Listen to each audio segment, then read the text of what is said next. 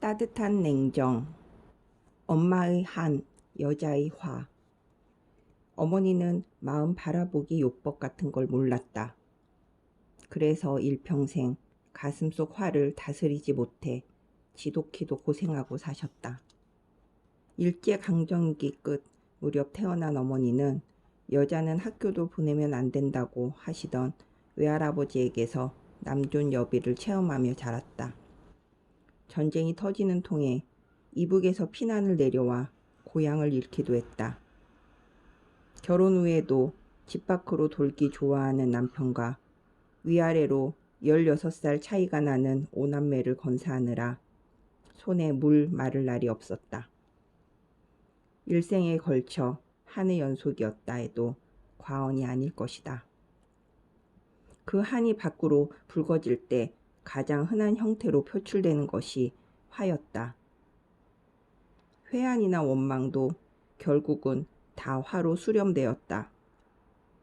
표출이라고는 하지만 그것이 남을 향해 표출되는 것도 아니고 화살은 결국 당신 자신을 겨누었다. 화의 시작점도 어머니 마음이었고 종착점도 어머니 마음이었다. 그 안에서 가라앉았다, 솟아올랐다, 맴돌았다, 사그라들다를 반복하며 결국 당신 영혼만 붙들고 괴롭혔다. 화의 불씨를 가두었던 마음의 감옥은 결국 어머니 자신의 감옥이었다. 어느 해인가 어머니는 이웃의 자전거를 얻어 탔다가 비탈길을 구르는 사고로 외상후 스트레스성 우울증을 앓았다. 치료를 위해 병원을 찾았다. 의사 앞에서 폭풍 오열을 하기도 했다. 정신과 전문의의 유도에 따라 마음속 묵은 이야기들을 털어놓다가 그만 주체할 수 없는 눈물이 터진 것이다. 그렇게 한바탕 울고 나자 속이 후련해졌고 어머니는 그것으로 어느 정도 치유가 되었노라 믿었다. 그러나 실은 그때뿐이었다. 상처의 기억들이라는 게 말 몇 마디를 타고 녹아 없어질리 만무하다. 입 밖으로 나온 상처들은 근본적으로 사라지는 게 아니라 어딘가를 맴돌다 이내 회귀해서는 두고두고 마음밭에 화의 씨앗으로 내려앉았다. 씨앗은 조금의 자극에도 발아했고 그렇지 않으면 어머니 스스로 그것들을 파내어 곱씹었다. 그 과정의 무한반복이었다. 나중에는 그 화가 몸의 병으로 옮겨 붙었다. 각종 내과 질환이 생겼고 위장약을 달고 살았고 진단도 나오지 않는 악성 류마티스에 온몸의 뼈마디를 잠식당했다.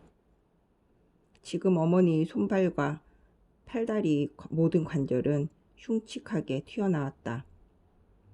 종합병원에서도 원인 규명이 안 된다는 그 병의 인자를 어머니와 나는 화로 유추한다. 그 화는 옛 기억들을 파먹으며 끈질기게도 생존한다. 영화 엘 시크레토 비밀의 눈동자에 이런 대사가 나온다. 잘 골라요. 끝까지 남는 건 기억밖에 없으니까. 좋은 것만 골라서 남겨둬야 해요. 내 어머니가 그렇게 하실 수 있었다면 얼마나 좋을까. 좋은 기억만 골라서 남겨두고 나쁜 기억들은 골라내서 버릴 수 있었다면 그토록 곪은 상처를 끌어안고 살지 않았을 텐데. 아마도 이 땅의 어머니들은 대부분 마찬가지일 것이다. 가부장적이고 남성 중심적인 사회를 살며 질곡의 현대사까지 간통해왔으니 얼마나 많은 한이 가슴에 쌓였겠는가. 가진 서름과 치욕의 순간들을 기억 속 저금통에 차곡차곡 쌓아뒀다가 틈나는 대로 인출해 화에게 지불했을 것이다. 원망과 분노 같은 것들은 화로 발현되는 즉시 불길이 붙는다. 그 불길이 몸과 마음의 병으로 옮겨 붙는다. 나의 어머니, 우리네 어머니들은 그 불길을 잡는 법을 잘 알지 못하였다. 배운 적도 없고 생각할 겨를도 없었다. 그저 먹고 사는 게 바빴고 식구들 뒷바라지에도 시간이 모자란 세월이었다. 마음의 치유 같은 건 방법이 따로 있는 줄도 몰랐을 테고 알았다 한들 일종의 사치처럼 여겼으리라. 그저 같은 처지인 엄마들끼리 만나 말로 털어놓고 한탄하는 것만이 유일한 해소법이었을 터. 그것이 한과 화를 다루는 어머니들의 방식이었다. 하지만 말로 한숨으로 잠시 허공에 날린 화는 멀리 가지 못한다. 금세 다시 돌아와 마음에서 파종한다. 싹이 움트면 또 불이 붙는다. 끝없는 도돌이표였다. 그러다 결국 몸과 마음에 다들 큰 병이 들곤 했다. 우라병이라고도 했다. 한 번씩 서름이 폭발하면 주먹으로 가슴을 탕탕 내리치며 오열하던 우리네 어머니, 할머니들 모습이 선하지 않은가. 그 모습, 아버지들에게는 드물던 그 모습이 바로 우라병의 발원이었을 것이다. 세월이 바뀌어서 이제는 여자의 한이라는 걸 숙명으로 받아들이질 않는다. 오랜 세월 여성들을 옥죄었던 수많은 부당 처우들이 더 이상 당연한 것으로 용인되지 않는다. 2019년 설에는 며느리들이 명절 사표 소식까지 뉴스에 나왔다. 남자들만 쏙 빠지는 차례상 차리기를 거부하겠다는 운동이다. 법원에서 명절에 시댁에 소홀한 것이 이혼 사유라고 판결하던 전례를 생각하면 격세지감이다. 1990년대 말까지도 우리 사법부에서 그런 판결이 나왔다. 판결은 맥이 끊겼어도 관습은 여전히 남아있다. 설이든 추석이든 손에 물 묻히는 일은 여자들이 거의 도맡고 그 시간에 남자들은 모여 앉아 술을 마시거나 화투를 쳤다. 어떻게 해석해도 불평등 말고는 설명할 여지가 없는 일이다. 그런 관행에 이제 본격적으로 반기를 들기 시작하였다. 사실 반기라 할 것도 없다. 그저 제자리를 잡아가는 과정일 뿐. 가족 간 호칭에 대해서도 근본적인 문제 제기가 시작되었다.